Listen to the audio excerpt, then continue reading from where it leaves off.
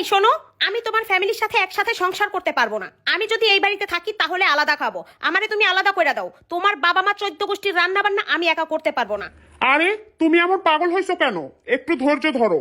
আমার বাবা মা আমারে অনেক কষ্ট করে মানুষ করছে। আমি কেমনে তাদেরকে কমু যে আমি আমার বউ নিয়ে আলাদা হইয়া যামু? ও আচ্ছা, ঠিক আছে। তুমি যদি নাই কইতে পারো তাহলে তুমি তোমার বাপ মা লইয়াই থাইকো। আমি এইভাবে তোমার সংসার করতে পারবো না। আমারে ডিভোর্স দিয়া দাও, আমি আমার বাবার বাড়ি চলে যাই। কি বলতাছো এইসব আবল তাবল? সংসার কি তোমার কাছে পুতুল খেলা মনে হয়? আমার জীবনটা কি তুমি ধ্বংস করার জন্য আমার জীবনে আসছিলা? ও, তোমার জীবন আমি ধ্বংস করে দিছি তাই না? আর আমার জীবন তুমি ধ্বংস করো নাই? শোনো, আমি অবিবাহিত একটা সুন্দরী মেয়ে ছিলাম। বিয়া কইরা তুমি আমারে কি দিছো জীবনে? থাকো তো বিদেশে, টাকা পয়সা যা কামাও সব দাও বাপ মার অ্যাকাউন্টে। আমারে তুমি কি দাও? 5-10 হাজার টাকা দিয়েই তো খালাস হয়ে যাও। দুই একটা এইটা ওইটা কিনি, মাস শেষ হলে হাত খালি, টাকা থাকে না। মানুষের জামাইরাও বিদেশ থাকে, খোঁজ নিয়ে দেখো সব টাকা বউয়ের অ্যাকাউন্টে জমা রাখে। আর তুমি তুমি তো সব টাকা শুধু তোমার বাপ মাইরে দিয়ে শেষ করতেছো। ভবিষ্যতে আমার কি দশা হইব? তোমার সাথে সংসার করলে আমার ছেলেমেয়ের কোনো ভবিষ্যতেরও আশা করতে পারি না আমি। ধুর, আমার এত অশান্তি ভালোই লাগে না। ফোনটা মায়ের কাছে দাও তো। এই ধরেন আম্মা, আপনার ছেলে কথা বলবে।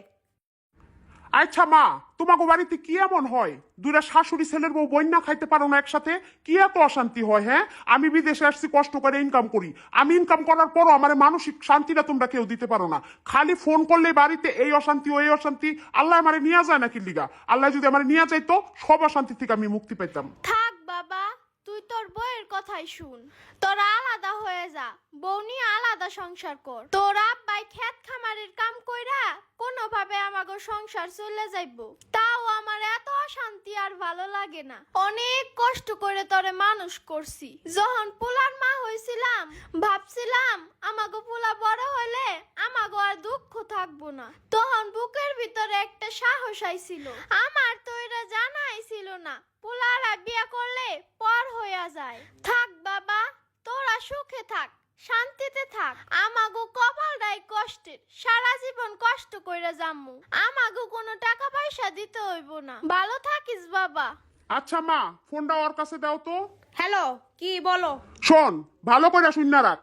আমার বাপ মায়ের যতদিন বাচ্চা আছে, আমার টাকা পয়সা আমি আমার বাপ মার অ্যাকাউন্টেই দিমু।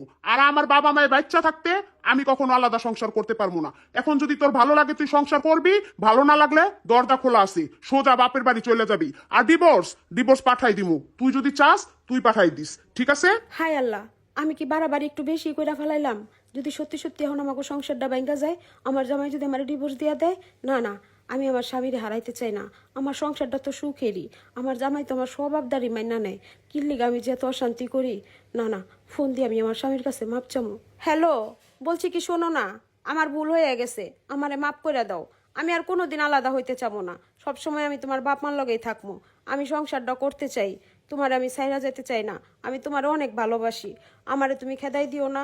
শোনো, তোমার একটা কথা কই, কোন পুরুষই সাইডা দেওয়ার জন্য বিয়া করে না। বউ লইয়া সারা জীবন সংসার করার লেগে বিয়া করে।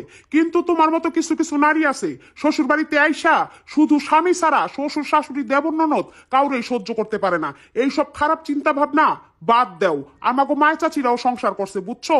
20 বছর 30 বছর তারা একত্রিত সংসার করছে। যখন আমার দাদা দাদি মইরা গেছে তখন বিনো হইছে। আর তোমাকে মতো বউরা 2 দিন সংসারে না আইতেই বিনো হইতে চাও। তাই বলতেছি, ভুল চিন্তা ভাবনা মাথার থেকে সরাই দিয়া শ্বশুর শাশুড়িরে বাপমার মতো মাইনা নাও, দেখবা জীবন সুন্দর হইব।